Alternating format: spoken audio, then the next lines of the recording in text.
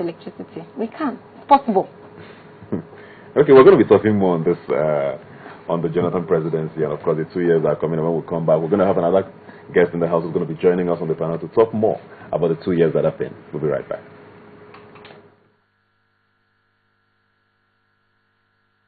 If you want to know what's trending or you missed your favorite live shows, you can watch it all on our YouTube channel. Simply log on to www.youtube.com/channelsware. Scroll down to your favorite program and click play. You can also view all uploaded videos by clicking on See All. Don't forget to subscribe and get the latest videos. And if they're interesting, like them and be heard. Get connected with Channels Television's YouTube page. The news at your fingertips.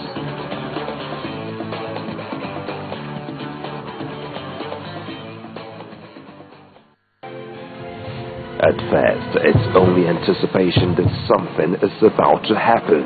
This is one thing that makes life interesting, to compete not only with players across the field, but across the world. It makes me feel joy when we win and sorrow when we lose. The action and reactions colliding, falling, dropping, despite the all. I love it because it brings me tears. Tears of victory, tears of joy. The skill that leads to the pass that leads to the shot that leads to the goal that determines the ultimate. Channel Sports, defining the moment of true sports.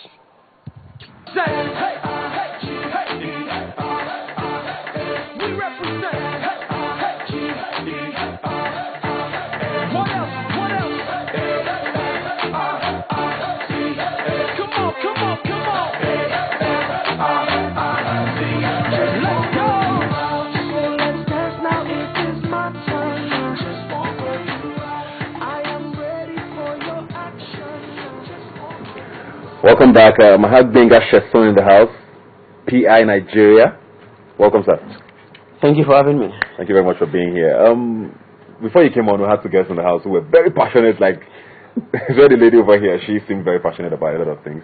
And we're just talking generally about the 2 years that have been, official 2 years at least. Okay. Well, they've all been official, but at least since we won an 2 election. years since the last election. Yes, since we won an election. And I started off with the education sector, which I find very... I hold that very dear to my heart because of how, it's sad that I open the papers every time and I see these ghastly ratios, percentage passes and fail. With the professor at the helm of that ministry, have we done enough?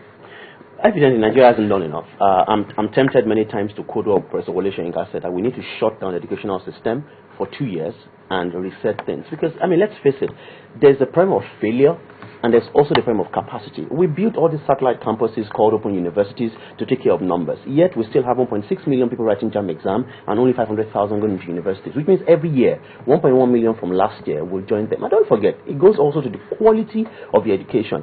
And guess what? Because this government continues to tell people that the best way to add value and be rewarded in Nigeria is not exactly to work hard as a teacher, or to go carry weapons and get amnesty. And I think that, I mean, we don't see how these things get connected, but they are. If the message you're sending is that the way to make it is to become a corrupt government official or to become a bomb thrower who will then get amnesty from government, then what's the motivation to become a good teacher? I mean, we all are what we are today because we are teachers who invested in us. What is the motivation for even students?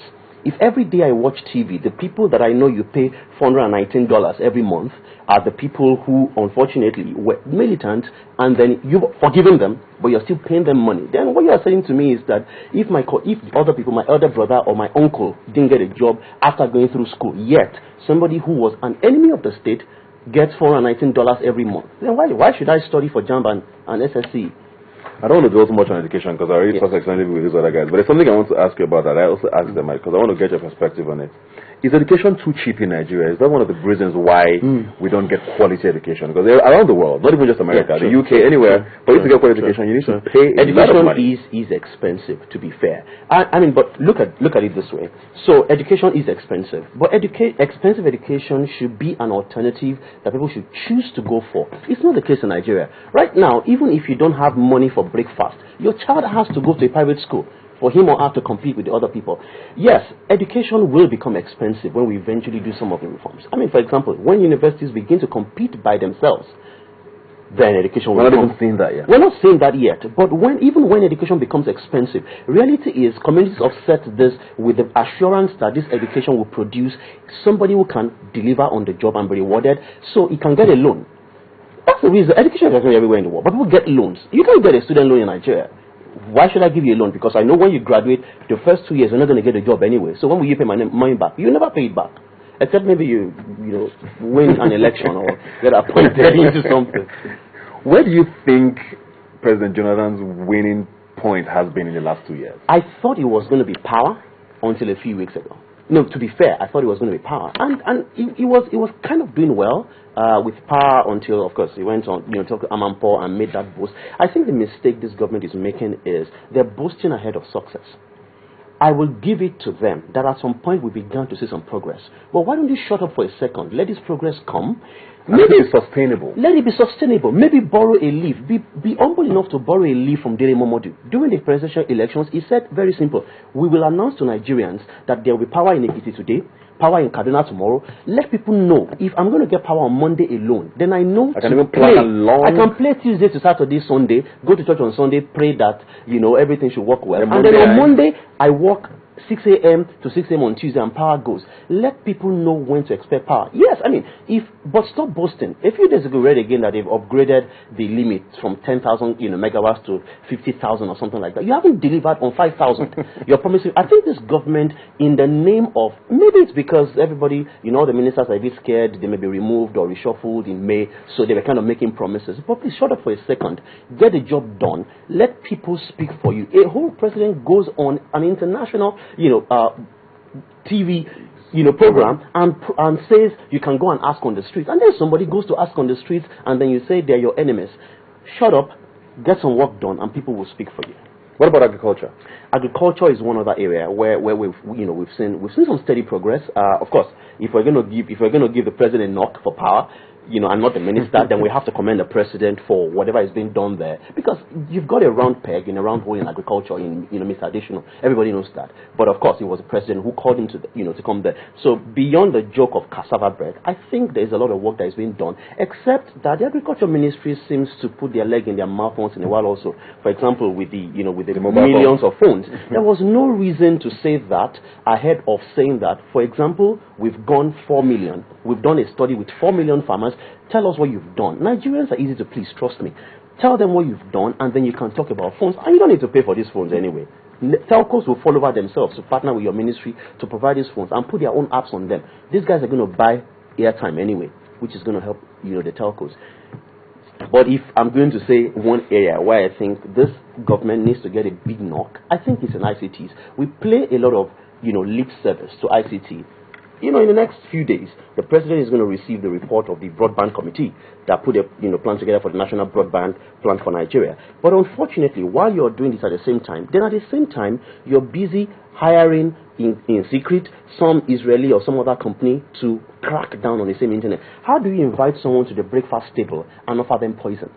How do you plan to increase the number of people who have access to the internet to improve their livelihoods, and at the same time say you want to do to them what is done to to North Koreans and to Chinese people on the internet? So I think maybe the problem is that this government doesn't look in the mirror. They listen to what to say. Is that a worry for you? I mean, considering the fact that she was one of the ministers who we thought was one of the square pegs in the square hole. She is a square peg in a square hole, and so I checked the budget. And this thing is not even, I'm not defending her here. She's got to answer that question as the minister in charge of ICT in Nigeria.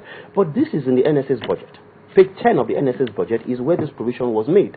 But my worry is, I want to see the ICT minister send a memo to the president, or at least get his ear and say, Mr. President, we cannot be planning broadband expansion in Nigeria and at the same time plan to clamp down illegally everywhere in the world. Everybody in the UK right now, they're talking about the fact that a military guy was killed. People are talking about monitoring on the internet and all that. But the reason why people can talk about that in those countries is because, first of all, the security, or more like the freedom of citizens, that's guaranteed.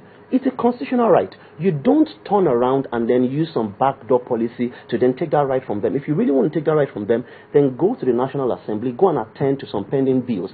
Bills like the Lawful Interception Bill, which has been there since 2010, has been revised in 2012, but this government is lazy. It's lazy.